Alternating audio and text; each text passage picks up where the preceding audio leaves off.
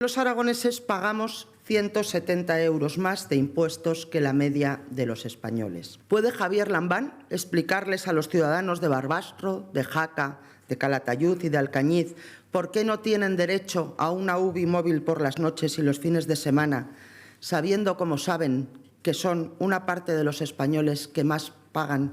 ¿Puede explicarle Javier Lambán a los ciudadanos de los 49 municipios que han cerrado su consultorio local o su punto de atención continuada por qué se han quedado sin asistencia sanitaria en su municipio, sabiendo que son parte de los españoles que más impuestos pagan? ¿Puede explicarle Javier Lambán a los habitantes de todos y cada uno de nuestros pueblos por qué la carretera que les lleva hasta su casa está entre las peores y las más peligrosas de España, sabiendo que son una parte de los españoles que más impuestos pagan?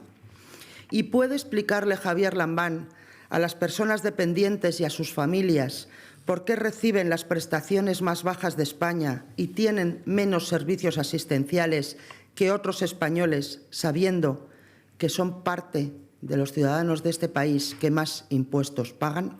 Los aragoneses estamos entre los españoles que más impuestos pagamos y que peores servicios públicos recibimos. ¿Qué hace el Gobierno de Javier Lambán con el dinero de todos los aragoneses?